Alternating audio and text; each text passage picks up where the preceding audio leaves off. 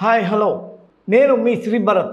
విశాఖపట్నంలో భూ కబ్జాలు, హత్యలు, డ్రగ్గు, గంజాయి స్మగ్లింగు, ఆస్తులకు రక్షణ కావాలంటే నాకు ఓటేయండి, నేను మీతో ప్రయాణం చేస్తాను, మీరు నాతో ప్రయాణం చేయాలి అని చెప్పేసి ఆయన పెద్ద పెద్ద స్టేట్మెంట్లు ఇచ్చాడు. ఆ తర్వాత పారిశ్రామికంగా పర్యాటకంగా ఈ విశాఖ అద్భుత ప్రగతి తిరిగి ప్రశాంతత నెలకొనాలన్నా అంటే ఇదంతా ఏంటంటే ఆయన పర్సెప్షన్, ఓన్ పర్సెప్షన్ ఇది. నేను మీ శ్రీ భరత్ని. ప్రశాంత వాతావరణానికి నిలయం కావాల్సిన విశాఖ నగరం నేడు భూ కబ్జాల. ఫస్ట్ పాయింట్ భూ కబ్జా అన్నాడు. భూ కబ్జా ఎన్నెన్ని సర్వే నెంబర్ల మీద ఎంతెంత భూ కబ్జా అని ఆయన వర్సిటీ చేసిందో ప్రపంచం అంతా తెలుసు. అదేదో నారాయణ ర్యాంకింగ్స్ ఉంటాయి చూడండి, 1 1 2 2 3 3 4 4 అని అట్లా 15 16 17 18 సర్వే నెంబర్లో మొత్తం 40 ఎకరాల 51 సెంట్లో ఎంతో మరి మొత్తానికి గుంటలో ఈయన ఇది చేసి పెట్టాడు, భూ కబ్జా చేసి పెట్టాడు. అదేమంటే నాకు తెలీదు, ప్రభుత్వ భూమి ఉన్నమాట వాస్తవమే మా దగ్గర, కానీ దానికి నాకు సంబంధం లేదు, మా తాత చనిపోయాడు కాబట్టి నేనెవరో అదెవరో నాకు సంబంధమే లేదు అంటాడు. మరి భూ కబ్జా ఫస్ట్ రికవరీ అక్కడి నుంచి కదా కావాలి. నిజంగా ఇదే ఎక్కడో ఒక అమ్మాయి, ఎక్కడ చేరియాల మండలం, ఆమె చక్కగా తీసుకొచ్చి మా నాన్న ఇది భూమిని 1200 గజాలు కబ్జా చేశాడు అని చెప్పి, ఆ అమ్మాయి పేరు భవానీ అనుకుంటా, ఆ ఎమ్మెల్యే పేరు ముత్తిరెడ్డి అనుకుంటా, తెలంగాణలో మా నాన్న కబ్జా చేసిన స్థలం ఇది, తీసుకొచ్చి ఇదిగోండి మున్సిపాలిటీకి, చేరియాల మున్సిపాలిటీకి నేను ఇచ్చేస్తున్నా అని చెప్పేసి ఇచ్చింది అమ్మాయి. అలాగా మా తాతగారు 40 ఎకరాల 51 సెంట్లు ఇదిగోండి ఆయన కబ్జా పెట్టాడు, ఆయన హయాంలో జరిగింది, ఇదిగోండి తీసుకోండి అని ఇచ్చేయాలి. అప్పుడు భూ కబ్జాలు లేకుండా దీన్ని మనం ఆయన చేస్తాడని నమ్మొచ్చు. అక్కడ దిక్కు లేదు. హత్యలకు రెండోది హత్యలట.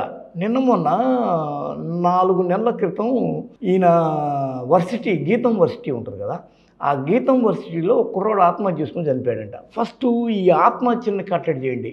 మీ క్యాంపస్ పుట్టి ఎన్నేళ్ళు అయిందో అన్నేళ్లలో ఏడాదికో అప్పుడో అడపో దడపో ఒక్కొక్కళ్ళు ఆత్మహత్యలు చేసుకుంటున్నారు. ఆ ఆత్మహత్యలకు కారణం ఏందో కనుక్కోండి. ఈనాడులో రాదు, ఆంధ్రజ్యోతిలో రాదు, లేకపోతే ఇంకెక్కడ ఏ పత్రికలో రాదు, ఏ టీవీ షోలో రాదు, ఏ మహాన్యూస్లో రాదు, ఎక్కడా రాదు. ఎందుకు అంటే బాలకృష్ణ చిన్నరుడు ఆయనది లెగసీ అయిపోయా. అలాగా నువ్వు వాటిని దాచిపెడుతున్నావు, వాటిని బయటికి దిగి అప్పుడు నువ్వు నిజంగానే హత్యలు లేని విశాఖని రూపుదిద్దుతావు అంటే నమ్ముతాం. డ్రగ్స్ రవాణాకు అడ్డాగా మారిపోయింది. ఇకపోతే డ్రగ్ రవాణా, ఇది మొన్న ఈ మధ్య 25,000 కిలోలు డ్రగ్ కంటైనర్ వస్తే దాని పేరు సంజయ్ ఆక్వా కంటైనర్. అది ఆ కంటైనర్ ఎవరిదంటే సంజయ్ ఆక్వా వాళ్ళది. ఆ ఓనర్ పేరు కోటయ్య చౌదరి.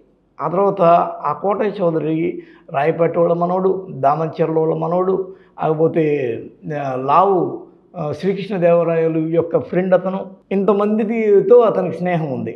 వాళ్ళతో కూర్చొని విహారయాత్రలు మంచిగా కేరళ కర్ణాటక తిరిగి వాటిలో సెల్ఫీలు తీసుకొని ఫోటోలు అప్లోడ్ చేసి ఉన్న క్యాండిడేట్ కోటయ్య చౌదరి. అలాంటి కోటయ్య చౌదరికి సంబంధించిన డ్రగ్ కంటైనరు పట్టుబడి నీ కులపోళ్ళు, నీ సాటోళ్ళు, నీ పార్టీ వాళ్ళు అక్కడ అంత పచ్చిగా డ్రగ్ దందా నడిపించి ఎదురు ప్రభుత్వం మీదే నిందేస్తున్న పరిస్థితి కనిపిస్తున్నప్పుడు నువ్వు ఫస్ట్ వాటిని కంట్రోల్ చేసి కదా నువ్వు ఆ తర్వాత గంజాయి స్మగ్లింగ్ అనేది లేకుండా చేస్తానని, డ్రగ్ స్మగ్లింగ్ లేకుండా డ్రగ్ రవాణా ఆపుతానని చెప్పాల్సింది. ఇక గంజాయి అనేది ప్రత్యేకమైన విషయం ఏంటంటే 2014-19 సమయంలో వీళ్ళ మంత్రి గంటా శ్రీనివాసరావు స్పష్టంగా చెప్పాడు, ఈరోజు గంజాయి అనేది రాష్ట్రం మొత్తం కాదు దేశానికి కూడా వైజాగ్ నుంచి వెళ్తుంది అనేది ఇట్స్ ఓపెన్ సీక్రెట్. దాన్ని డెఫినెట్గా కంట్రోల్ చేయాల్సిన అవసరం ఉంది. మన క్యాబినెట్లో కూడా ముఖ్యమంత్రి గారు దీని మీద సరదాగానే అన్నాడు, మనకి ఈ క్రెడిట్ మనం దక్కింది. ముఖ్యమంత్రి గారు దీని మీద సరదాగానే అన్నాడు, మనకి ఈ క్రెడిట్ మనం దక్కింది, వైజాగ్ నుంచే మొత్తం దేశానికి మొత్తాన్ని కూడా చేస్తా ఉన్నాం. అందుకే ముఖ్యమంత్రి గారు దృష్టి కూడా వెళ్ళింది కాబట్టి దీని మీద ఒక స్పెషల్ టాస్క్ ఫోర్స్ పెట్టి దీన్ని ఒక స్పెషల్ డ్రైవ్ చేసి తప్ప మామూలుగా ఇది కాదు. ఒకరిద్దరు సప్లైర్స్ ఇద్దరు కాదు, మీరు అన్నట్టు దీంట్లో పెద్ద ఎత్తున ఒక ఇండస్ట్రీ లాగా అవుతుంది. దీంట్లో పెద్దవాళ్ళు కూడా ఇన్వాల్వ్ అయి ఉన్నారని చెప్పి అంటా ఉన్నారు. అందుకే ఒక స్పెషల్ డ్రైవ్ పెట్టాల్సిన అవసరం ఉంది. అసలు విశాఖని గంజాయిని ఆ బార్డర్ని వేరు చేయలేము, మన వల్ల కాదు. అక్కడ గంజాయి పంట అది డిఫాల్ట్గా పండుద్ది.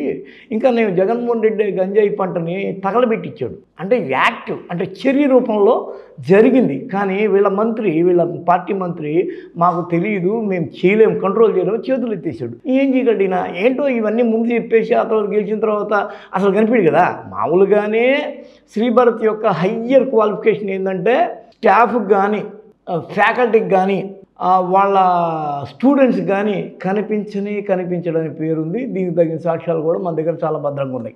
ఏదైనా ఆన్లైన్ ఎవరితో కూడా ఫోన్లో కూడా కనీసం మాట్లాడు. వాళ్ళు ఏదైనా మెసేజ్ చేస్తే ఆయన చూస్తే అదైతే ఇదైతే అది, తను ఆన్సరబుల్గా అంటే తనకు సులభంగా ఉన్న దానికి ఆన్సర్ ఇస్తాడు, రియాక్షన్ ఇస్తాడు, లేకపోతే లేదట. అలాంటి వ్యక్తి ఈరోజు జనానికి మాత్రం ఏం కనిపిస్తాడు. ఇప్పుడు ఇవన్నీ నమ్మి మీకు కానీ ఓటేసేసామనుకో పొరపాటున ఏమవుద్ది, కనిపించడు. ఆ తర్వాత గప్చిప్. ఆల్రెడీ వీళ్ళ పార్టీకి ఒక ఆచారం ఉంది, ఇవన్నీ చెప్తారు ముందు, ఆ తర్వాత వాటిని లేపేస్తారు. మరి అలాంటి వాడిని ఎలా నమ్మాలి? ప్రజల ఆస్తులకు రక్షణ కరువైంది. ఇకపోతే ఆస్తులకు రక్షణ, ఫస్ట్ ప్రభుత్వ ఆస్తులు, ఏయు ఆస్తులు, వాటికి రక్షణ మీ నుంచి కల్పించాల. మీరు ఏయుకి వచ్చే ప్రాజెక్టులు, ఏయు అనేది తత్వశాస్త్రానికి పుట్టినీళ్ళు అయితే ఆ తత్వశాస్త్రం పుట్టినీళ్ళకి సంబంధించిన ప్రాజెక్టులు మీ దగ్గరికి వచ్చేసాయి. వాటి నిధులు, ఏయుకి రావాల్సిన ఫండ్స్, ఏయుకి రావాల్సినవన్నీ మీ ఆధ్వర్యంలో గీతంకి వెళ్ళిపోయినాయి. ఏయు కింద ఒక అఫిలియేటెడ్గా ఉన్న మీ సంస్థ, విద్యా సంస్థ, ఆ తర్వాత ఏయుని డామినేట్ చేసి ఏయు దెయ్యాల దెబ్బ అని దాన్ని తొక్కేసి మీరు ఎదిగింది. మరి ఆస్తుల పరిరక్షణ చేయాల్సింది ఎవరి నుంచి? మీ నుంచి. ఏయు అంటే విశాఖ అంటే ఏయు ప్రపంచ ప్రఖ్యాత సంస్థది, విద్యా వ్యవస్థ రాష్ట్రపతులను ఇచ్చింది, దాన్ని తీసుకుపోయి తొక్కేశారు కదరా. మరి అలాంటప్పుడు వాటికి రక్షణ ఎక్కడిది? నువ్వెలా చేస్తావు? నువ్వే కదా దాని అంతటికి మూలకారకుడివి, నువ్వు మీ తాత. మాకు అర్థం కావట్లా, ఏందో నీ బిల్డప్ ఏందో, హంగామా ఏందో. పెట్టుబడులు రావాలన్నా పారిశ్రామికంగా ఓసారి నువ్వు చదువుకున్నాడు, స్టాన్ఫోర్డ్లో MBA చేసావు, ఇక్కడికి ఎన్ని కంపెనీలు వచ్చాయి. ఇప్పుడు ఆపరేషన్ లేకుండానే మోకాళ్లకు ప్లాస్మా ట్రీట్మెంట్, మీ ఆర్థోపెడిక్ సమస్యలన్నిటికీ రోబోటిక్ టెక్నాలజీ ద్వారా తక్కువ ఖర్చుతో శాశ్వత పరిష్కారం, ఫ్రీ కన్సల్టేషన్, ప్రతి ట్రీట్మెంట్ పై 20% డిస్కౌంట్. ఈ ఆఫర్ కొద్ది రోజులు మాత్రమే, త్వరపడండి. V9 hospitals 9281465842.